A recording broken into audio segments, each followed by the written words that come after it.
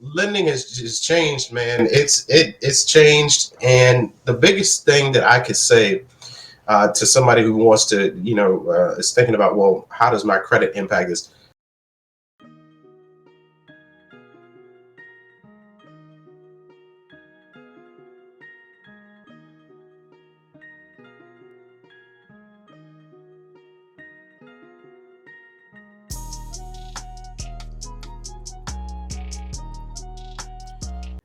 All right, family. As I told you guys, we are here to serve. We are here to share information.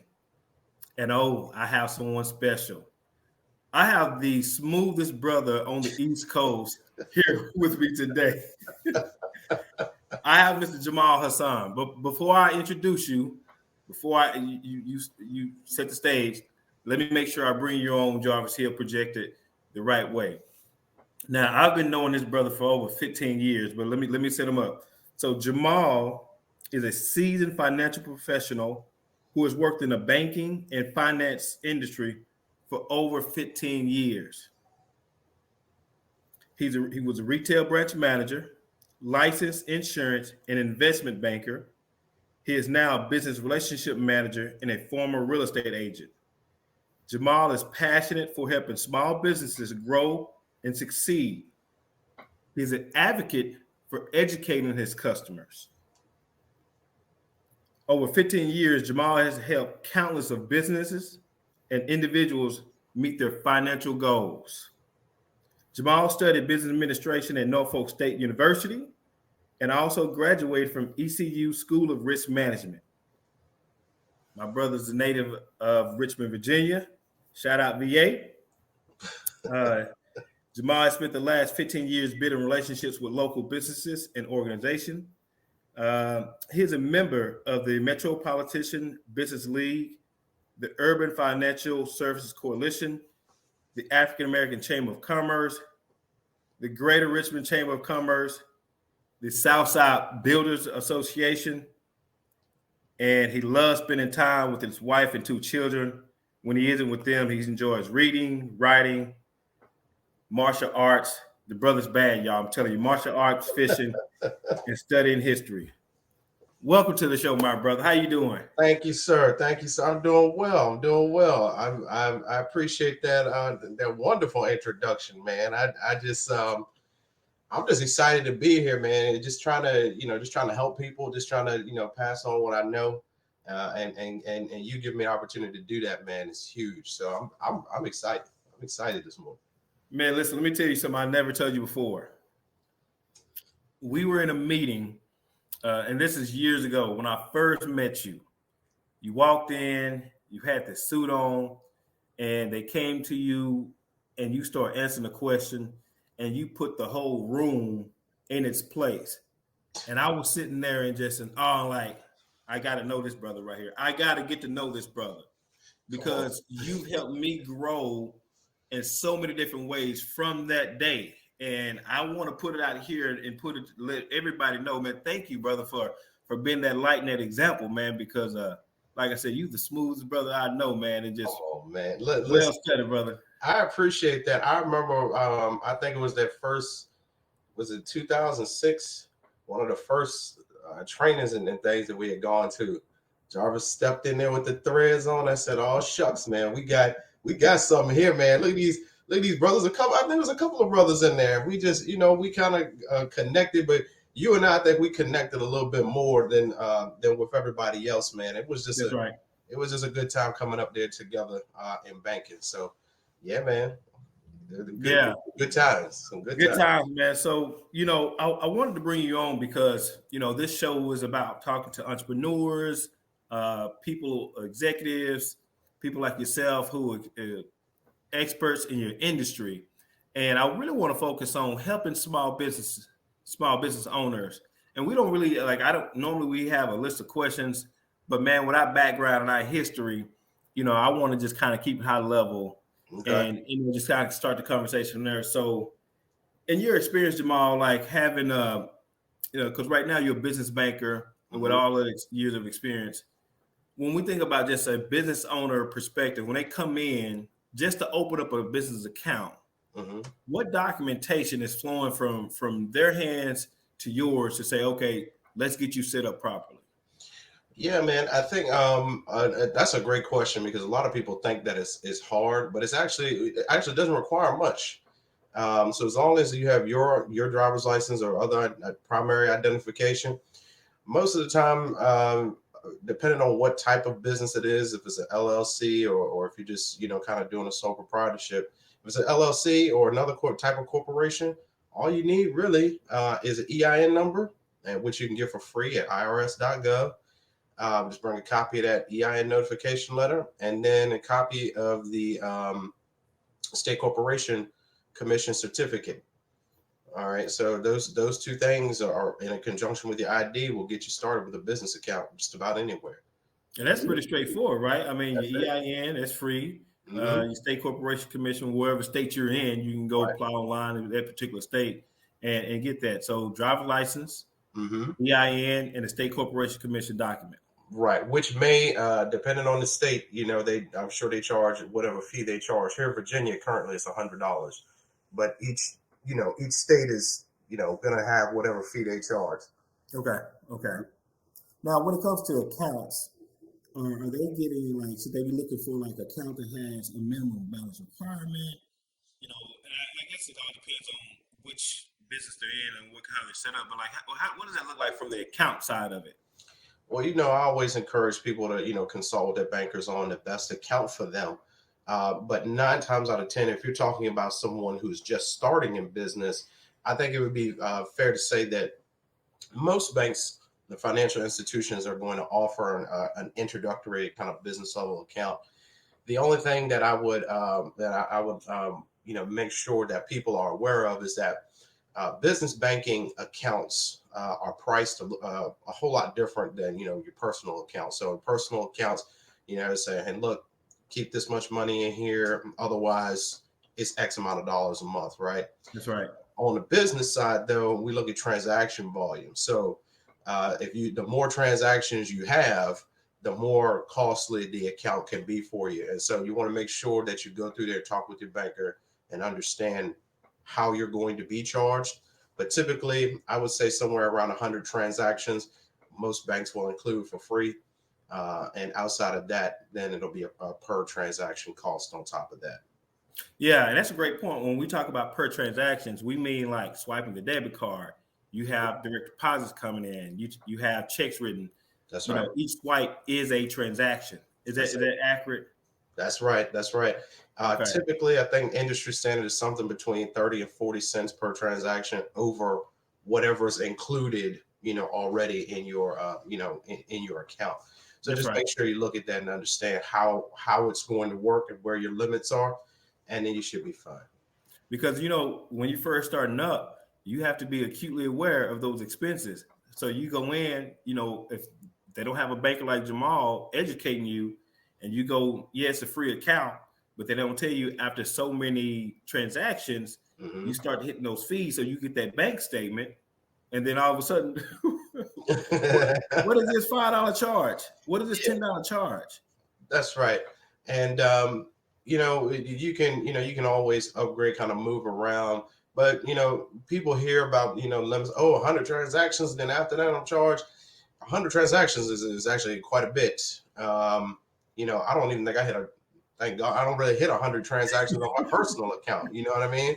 So to have 100 transactions is actually a nice a nice amount, and I think you really want to talk through that to understand what's going on. That's right. Now, as we flow from, okay, we came in, we opened up the account, we got everything rolling, business is going well. Hmm. A lot of entrepreneurs, a lot of business owners, we run the business, but we don't ever really talk about scaling the business, managing and growing, right? Hiring more employees or purchasing more equipment, financing. Talk to me about, how do I raise my chances of lending with the banks and building that relationship to get more finances to scale my business? Yeah, man, I would say the first thing to do is understand your business, right? And what I mean by that is understand how your money is moving, through your accounts. Understand your own. We call it the cash flow cycle, but a simpler way of saying it is understand how money comes and goes, through your business. Because a bank is really, an investor in your business, right? So Mm, we want to know if investing in your business is going to yield us a return or not, right?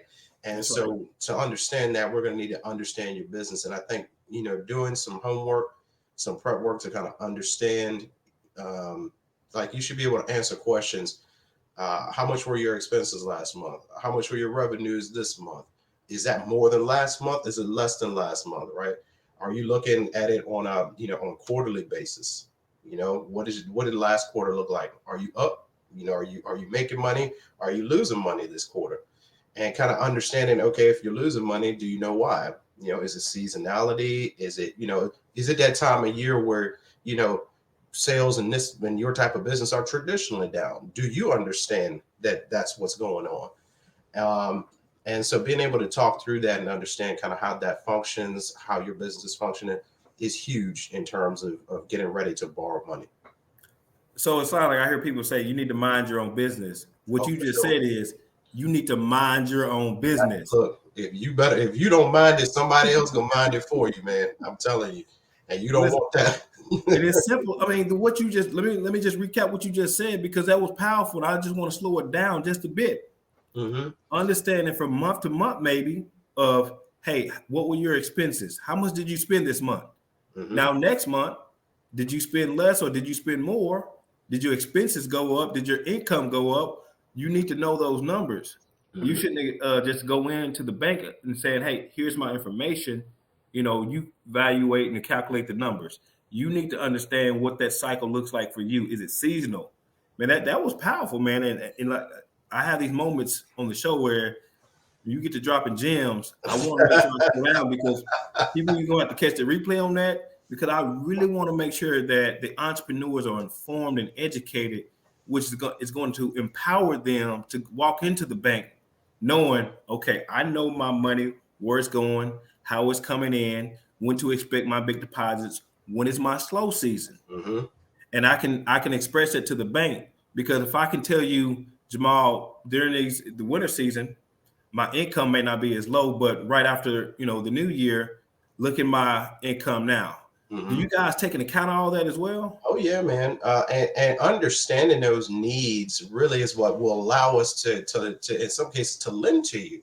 So like in that situation you just described, that would support the need for perhaps a line of credit, for utilization during those slow seasons Oh, where you right. need to get your where you need to continue to have capital to in order to keep things moving, so that when you come out of that slow season or that whatever season that is, then you have the inventory. You're able to pay your payroll through that until you can recoup those expenditures a little bit later on from your profits. That's So, right. you say, hey, look, I need a line of credit. People always don't, oh, I need a line of credit, I need a line of credit. Why do you need a line of credit? Well, what you just described is a perfect reason to have a line of credit. Okay. Now, as far as the lending piece, we're talking about the capital and the expenses and the cash flow. But how does the credit piece align up with that from the personal side and maybe the credit on the business side? Yeah, man. You still have a lot of people out here who kind of remember what I like to call the good old days, where you just call the bank and be like, "Look, man, I need, this, and then you just come by and sign the papers later, and they put the money in your account." So, That's right. lending has just changed, man. It's changed, and the biggest thing that I could say to somebody who wants to, is thinking about, well, how does my credit impact this? Get your credit right on the personal side, right? Um, the majority of financial institutions out here today are going to look at your personal credit, Get some credit. and your personal financial situation is the basis for repayment. Now, that does not mean that business credit is out the window, right? And it's not important, because as time goes on and you borrow in both your name and the name of the business will generate its own SBFE score, right? It'll generate its own credit score. And the longer that you're in business, right, and you have that history, the more important that small business credit becomes, right? And you can get to a place, especially have a good relationship with a bank, and your business is structured the right way. They may put less and less emphasis on your own personal credit. But if Okay. you're just, especially as you're just starting out, if they see red flags and things like that, that your credit is the business credit at that Okay. point. So let me make sure I clarify. So if I'm new, I just started my business, and I want to do some lending. I Mm-hmm. want to do some borrowing, right? And I have a strong personal credit profile, but obviously I'm new to the business side of it, so I don't have any business experience. Mm-hmm. Is that something banks will look at in terms of still financing me on my personal credit, and I'll be listed as, I guess, was a personal guarantor? Is that how that works? Well, yes. I mean, it your like I said, your personal credit will be what I mean. That'd be the only thing that can be looked at that point. Okay, Now, I know people have come up with all kind of creative ways to do things, right? And they have their drawbacks and their benefits, right? that's right. But in general, as long as if your credit is strong, then I like your chances of being what we call credit worthy, right? In order to obtain financing from a bank. Now, startup financing is um, very difficult, right? Most traditional lenders are not going to just say, "Oh, you want to start a business? Here, let me give you a loan." But if you talk to the right lenders, a lot of them will have connections with the SBA, Small Business Administration, whose sole function is to lend to startup businesses.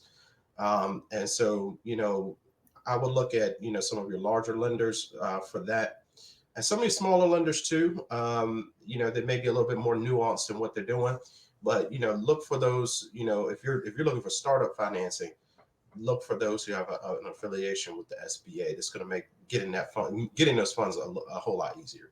Yeah, and I was going to connect that too. Is how do you get funding from an investor or a partner, knowing that if you have an idea, how do you set yourself up to be more attractive to an investor or partner if you're trying to go that route as well?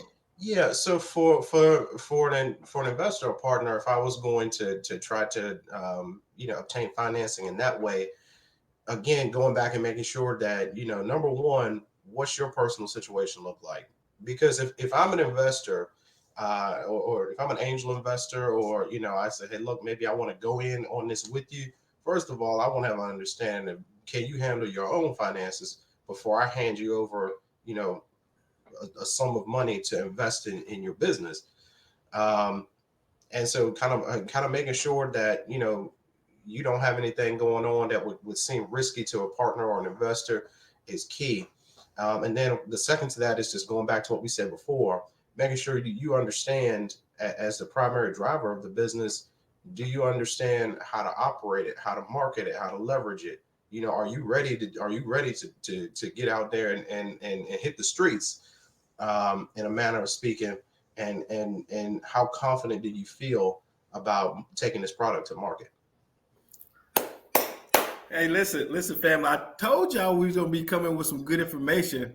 My brother is dropping gems. Please listen to what he is saying, because listen, at the end of the day, we want you guys to be equipped and Mm-hmm. educated. Knowledge is power. Once you understand how to navigate, when you go into that bank, have your documents ready. When you sit down with your banker, understand, be able to talk to your business, understand the cycle of your income, your cash flow, be ready to move forward. If you have a slow season, be able to educate your bank around that. Mm-hmm. It's like really painting a story, right? If you tell the story to the banker, then the banker now understands and they feel better about the situation. Man, this is probably be. I know I have to watch this over and over again because as a student, I'm always trying to learn. And man, you blessed us today. Before I let you get up out here, Jamal, I have one more question. Mm-hmm. What advice would you give to a business owner or an entrepreneur?